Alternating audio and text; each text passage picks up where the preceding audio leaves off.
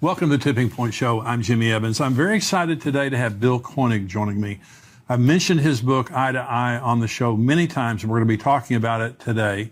Bill is a journalist, and he served as a White House correspondent in 2001 and 2002.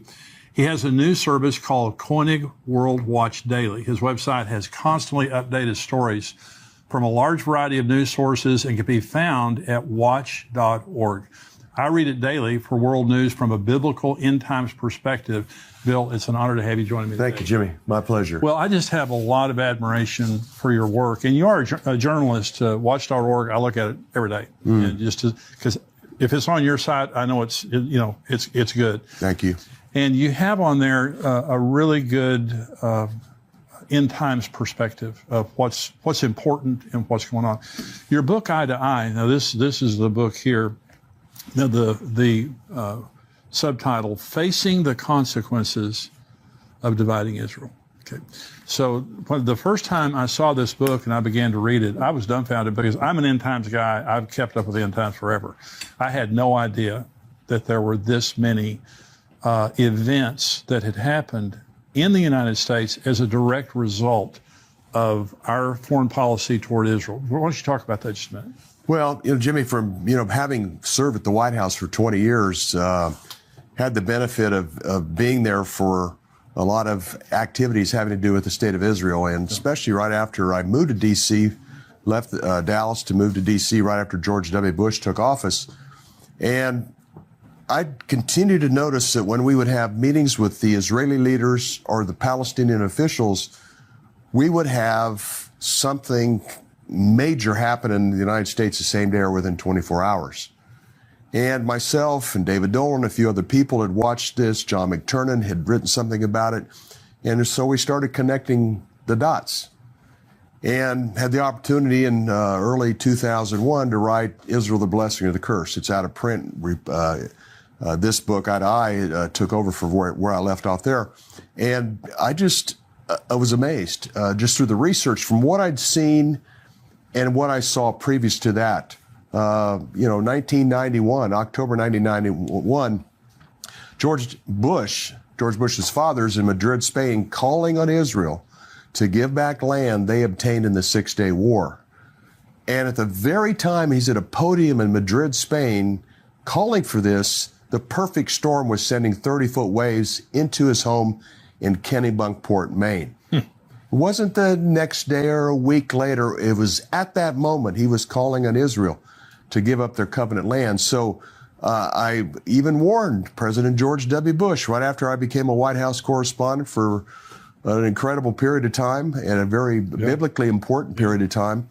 I warned him, don't touch the land, in 2 letters. And then 9/11 happened. And what happened, Jimmy, 17 days before 9/11, George Bush was working with Crown Prince Abdullah of Saudi Arabia on what was going to be the most comprehensive address ever given to the UN in September. And on 9/10, the work was done. It was going to call for the division of Jerusalem, the fulfillment of the UN resolutions 242, 338, and 2 states. Something his dad or Bill Clinton would never have done. Never have done that. But 9/10, the work was completed. Prince Bandar from Saudi Arabia, who had worked actively on the peace deal, was celebrating in his mansion in McLean, Virginia. And then he woke up the next day to the horrific incidents of 9/11, the World Trade Center and the Pentagon. And one other thing here, Jimmy, the Lord reminded me that he did not produce the evil of 9/11, but he didn't stop them. That's right. Well, and Jonathan Cahn, who we've had on the show here many times, he just says, God takes down your defenses. The Harbinger, his book, The Harbinger, Absolutely. talking about what happened to Israel. What happened here is God's not making it happen. He's just allowing it to happen but there's a direct cause-effect relationship between our foreign policy toward Israel and what happens. And these are many times, if not most of the time, historic natural disasters. Certainly 9/11, but natural disaster, and we're going to talk about Ian here in just a little bit. When you talk about, 30-foot waves at Kennebunkport while he's making the speech, and it was a freak storm. Totally. And that's why it was called a perfect storm, because you had a bunch of things that had to happen that produced the perfect storm. And rather than going from west to east, it was going from east to west, which is totally an unusual event, meteorological event, and that's why it was coined the word perfect storm. So in your book, you have, 120-something? 126. 126 specific examples. And I encourage anybody, if you're a skeptic, get the book. You won't be a skeptic anymore. You can't make this stuff up. This was in the news. Give some other examples of the cause and effect of foreign policy toward Israel and natural disasters in America. Well, I think one event that everybody remembers is Katrina. It was on the front page of the newspapers in Washington for 34 straight days, whether it was the Washington Post, Washington Times, or the Baltimore Sun. This event was so enormous. And what had happened is 9,500 Jews were forced from their home by the Schroen-Bush plan. And within a few hours of the final eviction of Jews that the Lord had put in their heart to occupy this land, a weather-related storm, even a remnant of a storm that was near the Bahamas, developed into a tropical depression, and within 48 hours it was Tropical Storm Katrina, then Hurricane Katrina. And it was devastating.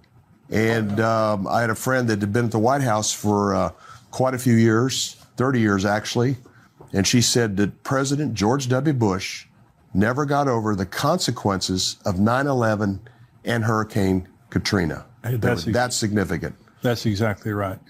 So Joel 3, God is saying, I'm going to bring all the nations in judgment. And talking about the Valley of Jehoshaphat, it's talking about the Battle of Armageddon. And it says, because they've scattered my people among the nations and they've divided up my land. And so the premise of your book here is God is angry. God is angry with the United States, not necessarily our viewers, not necessarily you and me, but when we elect presidents, especially in this case presidents, when we elect people whose foreign policy toward Israel allows for the division of the land, allows for the two-state solution. Now, this is true today with our president and the prime minister, the current prime minister of Israel, Lapid. And so let's just get political here for just a minute. Not Democrat, Republican, but helping people to understand the consequences of how they vote. So Israel, if you're walking into a voting booth, the foreign policy is a big issue with you, right? Without a doubt. And one other note, I have 126 events in eye to eye, and then we had about another 12 during President Trump's time in office. And we've had almost $1 trillion worth of weather-related disasters that corresponded to what we were doing with Israel at the time.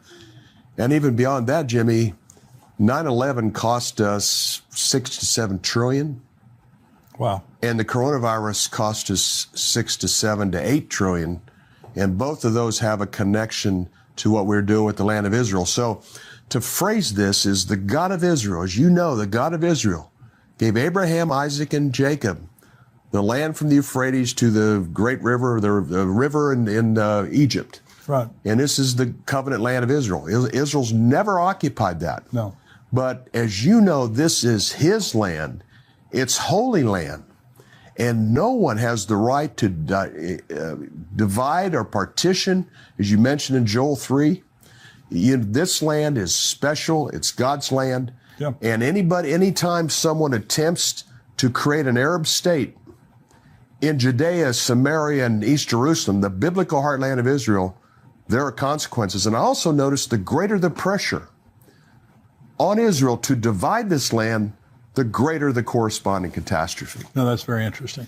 So you and I were talking about, of course, I read your book, and now this is the way I think. And so whenever I see a natural disaster, I begin immediately to think. Record setting.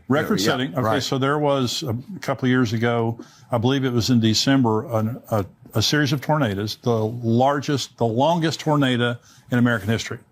Went through 4 states, and they ended up in Kentucky, did historic damage. At the exact same time, the Biden administration was trying to force the Jews to stop building settlements in East Jerusalem. And we also know through President Biden's recent trip to Jerusalem, he went to East Jerusalem, would not allow Israelis to go with him. He openly declared he's for a two-state solution and for giving East Jerusalem to the Arabs. And so, again, we're going to talk about Ian here in just a minute, but we're seeing historic natural disasters happening still in America directly related to the foreign policy of America. And I might add, Jimmy, because a lot of your audience is very appreciative of all the things that President Trump did for our country and also for Israel. Right. And I had the opportunity recently to interview Ambassador Friedman in Israel, and I mentioned we've never had a more pro-Israel administration. No. Mike Pence, Mike Pompeo, Nikki Haley, John Bolton stood for Israel at the International Criminal Courts. Friedman, a biblical scholar that can speak Hebrew, that knows the Tanakh or the Old Testament quite well. Oh. And I mentioned that President Trump did more for Israel than all our presidents combined. Yeah. He moved the embassy to Jerusalem when others promised that. He got out of the Iran nuclear deal. He acknowledged Israel's sovereign right to the Golan Heights, which is critical, as you know, for their defense. Yeah. Secretary of State Pompeo said the settlements are not illegal in Judea and Samaria, according to the San Remo Agreement of 1920. Wow. Defending Israel at the International Criminal Courts. We'd never had an administration like this. And we tried. We did a lot to try to persuade President Trump not to get involved with the land, to divide the land. Hurricane Harvey was his first supernatural disaster. It hit Houston, or hit the southern part of Texas very strong in Houston. And I thought, well, what was happening at that time? And I found out that Jared Kushner, really the architect of the Trump-Israel plan, Sure. He was in Qatar. He was in Jeddah, Saudi Arabia. He was in Abu Dhabi, United Arab Emirates. He was meeting with Egyptians or Jordanians on what Israel was going to agree to in order of having the deal of the century. And then Hurricane Harvey developed out of a remnant down in the Gulf. So Was there a part of what he was trying to do that would take the land away? Oh, absolutely. He was trying to get the Arabs to go along with his plan, which was going to call on Israel to give up 70 to 80% of Judea and Samaria. Right. The biblical heartland of Israel. So absolutely, because it was not obvious. I had to dig through Arab press, and I did a lot of reading. I go, this storm, has to have been something that was taking place with Israel's land at the time of this Hurricane Harvey, because it was such an unusual storm, developed out of a remnant, similar to Katrina. It just kind of developed. Yeah. It wasn't from the Caribbean or off the west coast of Africa. It was very unique. And then I found that out. And we lobbied hard. You know, President Trump, don't do it. Don't get involved. Don't push. And we pushed hard. But there was also others that were within the Christian community that were excited about the Kushner-Trump peace plan. Well, and Jared Kushner had a huge amount of influence on Trump in that area. Enormous. In that arena. Absolutely. So you quote Zechariah on your website, watch.org, Zechariah 12, that God's going to make the Jerusalem a burdensome stone. Absolutely. And anyone who tries to touch it is going to be cut in pieces. Do you believe that we're living in that day, obviously, where Jerusalem has become the international issue and to those surrounding nations? No doubt about it. And I think, Jimmy, what's fascinating about all this, despite our president's errors, they are just accelerating final day events to the conclusion of an eventual peace deal. That's when I talk to audiences, I said, Bush and Clinton and George W. and Obama and Trump all had a biblical prophetic role. And I think what's important, and things really accelerated dramatically, January 28, 2020 at the White House, Trump introduced his plan with Benjamin Netanyahu in the audience, and very supportive of the deal. And he came up with a map that there had never been a specific map from the administration that his people put on Twitter. So 76 million people saw this map. And within about 41 minutes of the map being posted on Twitter, we had a 7.7 earthquake shake the Miami financial district. And usually, it's unbelievable. It is. It's unbelievable. And then that afternoon, according to Peter Navarro, things were breaking loose because of coronavirus. He was telling Fauci and Azar and Mulvaney, the chief of staff, my God. we need to do something. This is going to be a disaster. We need to close the air travel to China. Look at closing it to Europe. This is going to be a disaster. They laughed off Peter Navarro. Navarro says, okay, I'm going to put this in memo. Next day, January 29, he put a memo, says this is going to cost 1 million to 2 million lives. Wow. It's going to cost us $3.7, $3.8 trillion unless we do something serious. He wrote it to the National Security Council. Also, President Trump, that day they started their coronavirus planning task force.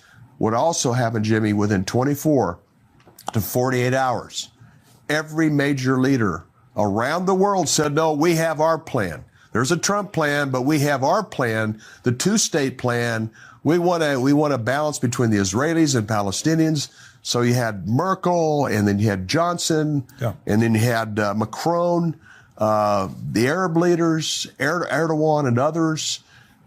So within 20 to 48 hours, along with the Vatican, they all established their position. 7 weeks later, we had 3 billion people in lockdown because of coronavirus worldwide. And the direct connection, and you're making the direct connection now. I absolutely loved President Trump's positions on Israel. Absolutely. So the one thing that he did wrong was to allow for the division of the land of Israel. Now, it's my understanding, I actually said this in a message, and someone corrected me in this, and I want to get your perspective on this. In the deal of the century, there was a part of East Jerusalem given to the Arabs. Is that correct, or is that incorrect? Well, there's still a debate over that, Jimmy. He basically said Jerusalem's not to be divided. It's Israel's, but at the same time, there was some kind of behind-the-scenes language that might have possibly carved a part of East Jerusalem out for the Palestinians to have a capital. You know, and I talked to Trump administration officials about this. They say, well, we never really expected the Palestinians to comply anyhow. They have a history of that. Sure. But nonetheless, they were going to be 70 to 80% of the covenant land of Israel, Judea and Samaria, was continuing. That narrative was continuing. And it continued the two-state narrative, even all the way up to the Abraham Accords of the summer, leading up to the September 15, 2020 signing of the Abraham Accords. That was the narrative. Arab plan, two-state plan, UN resolutions, and continue that, once again, that narrative of a future Palestinian state. Well, you said every president has had a role in kind of expediting the end times. And people ask me, because Biden, policy-wise, he's a disaster, and related to Israel, related to, transsexuality, all the stuff that his administration has been trying to promote. But someone asked me, why on earth would the Lord allow President Biden to be elected? Because he had to allow it. It had happened. Well, first of all, we're a democracy. I know we're a constitutional republic, but we elect presidents that way. And I believe that he is expediting end times events very quickly, not in a good way. No, absolutely. Yeah. A couple things here, Jimmy. Coronavirus led to vote by mail. And there's always been vulnerability to vote by mail. Right. I followed the election 2020 and thereafter, even to this day, on the way out here, I'm still following it closely. I believe there was things that happened that affected the outcome of that election. There was 3-4 states that were only 10 to 12,000 vote difference. Right. That was our concern, that there was going to be fraud. Yeah. He didn't win by that much because, 50, 60,000 votes in those 5 or 6 swing states, Trump would have been the president. But we had the opportunity to warn the administration that this could cost them politically if they went forward with this, and sure enough, it did. Absolutely. And that was a big concern, that if they went forward, it was going to be costly, even to the point that if you go forward, it could cost President Trump re-election. And there's no doubt it had an effect. Also, a quick note here, in the summer of 2020, there were some major record-setting hurricanes that all happened and occurred at the time of effort on the Abraham Accords. When they back off for a week or two, a month, nothing would happen. As soon as they got involved again, more hurricanes. Were they in the Abraham Accords? Were they promising to those Arab nations that there would be a division of the land of Israel? Was that a part of the Abraham Accords? Well, it was basic. What they said was, we'll stop the extension of sovereignty to 134 Jewish communities, which that's what the Arabs and the international community were after. Right. And that was part of the inducement, and that we'll move forward. My problem with the Abraham Accords, it keeps the two-state narrative going. Right. The Arab plan of 2002 was re-mentioned. Right. The UN resolutions 242, 338 were mentioned again. Right. And so that, my opinion, biblically, it's not even my opinion, biblically, Israel has the right to those 134 Jewish communities. Of course they do. Rightful extension of sovereignty. But what happened? We had a very disruptive summer, record-setting hurricanes. We had so many events, disruptive events, that they had to go into the Greek alphabet. It's incredible what was happening. But what's really interesting, September 15, 2020, in the signing ceremony at the White House, you got Netanyahu and the Emirates leader and the Bahraini leader and Trump. They signed the agreement, and down in the corner of the TV screen across the country is the signing ceremony and this new hurricane, Sally, that was developing into a monster storm. So the day of the signing, wow, it's on the screen. That night, Hurricane Sally came ashore in the southern Gulf Coast. The next day, Kushner's on all these networks talking about the Abraham Accord signing, and in the corner, once again, is this Hurricane Sally. One of my readers from the East Coast said, do you realize that Sally's Hebrew derivative is Sarah? Oh, gosh. So in other words, Hurricane Sarah, in the Hebrew name, was slamming into the southern Gulf Coast as the Abraham Accords were being signed. This was an emphasis by the God of Israel that the covenant land of Israel is for Abraham, Isaac, and Jacob, and not their descendants, because the narrative of the Abraham Accords is this land is for all descendants of Abraham. And then 72 hours later, Netanyahu goes home. Israel goes into a 3-week lockdown for Rosh Hashanah, Yom Kippur, and Sukkot. Right. And cost him 5 billion shekels. And that was one of the incentives of the Abraham Accord. We're going to make a couple $2 billion US dollars over the next couple of years. Well, they got a bad start because they're out 5 billion shekels right after the signing in the next 3 weeks. Well, one of the things that your book did for me, and you're just making it even more vivid here, is there's a direct connection between the events that are happening in the world and what's happening in Israel. Israel is the apple of God's eye. Everything, when you go to the Bible, when the Bible says north, it's north of Jerusalem. It's south of Jerusalem. East is east of Jerusalem. God loves everybody. God loves the Arab people. But he has a special relationship with the land and the people of Israel. And so what you're saying is it's a special relationship in two ways. He blesses those who bless Israel. He curses those who curse Israel. And when you're actively working to divide that land, he takes it personally. Now, let me just say, because we're going to start talking about Hurricane Ian, the end of this age happens at Jerusalem. According to Zechariah, according to Revelation, the last scene of this age is the entire world gathers against Jerusalem. If it were not for the United States, the United Nations would have already tried to impose the two-state Absolutely. solution. Yeah. Absolutely. So only well, of course, now with President Biden, but you also have Lapid kind of on board. But this thing's going somewhere is what I'm trying to say. The entire Bible is focused on the nation of Israel, and prophetically, it's all going to come down to the city of Jerusalem. And so this is a big deal.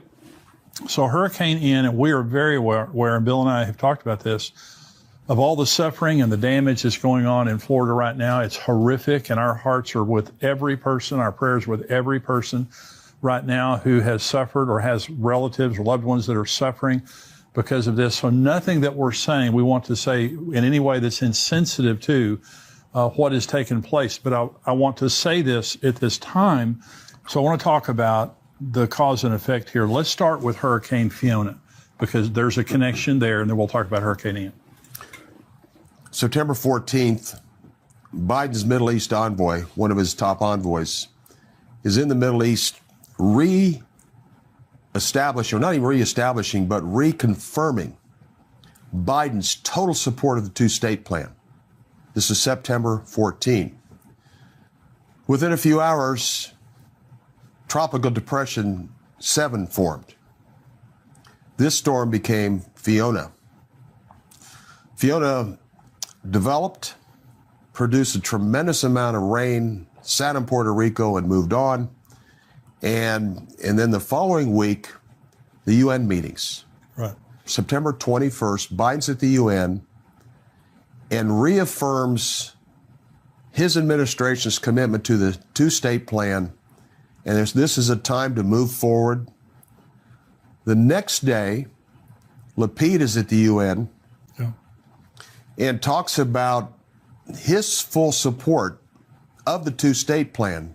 Israeli prime ministers don't do that at the UN. Right. And you could hear a collective fury within Israel in the political circles. The fact that Lapid, who'd been influenced by Biden to do this at the UN, and then later that afternoon, Biden congratulated Lapid for his statement about the two-state plan, and then Canada's Trudeau sent out a tweet fully supporting Lapid's comments about two-state. Fiona was working its way into the Atlantic. Some people thought it would hit Bermuda, but right after Trudeau made those statements, it made a north-northwest turn and ended up hitting Canada the next day, the most intense Atlantic storm in the history of Canada, 24 hours after Trudeau complimented Lapid on making his decision. And this is a statement we've made consistently during this interview, and that is historic. These are historic catastrophes. Key. These are the biggest, Jimmy, these are the biggest events. I mean, the 126 events in eye to eye and the 14 after, these are record-setting events. These are the biggest in U.S. history. And that's what's so key. And I noticed the greater the pressure on Israel to comply, the greater the corresponding catastrophe in America. So, and you're a journalist, and this is why I love your information, is because as a journalist, you observe what's happening and report on it. Start seeing the patterns. You're not a preacher. You're not trying to, take the Bible and, manipulate the facts. These are things that have happened that all the world sees. Okay. The only difference is they don't make the connection related to Israel. So in you believe that the United Nations preceded Ian, the formation of Ian.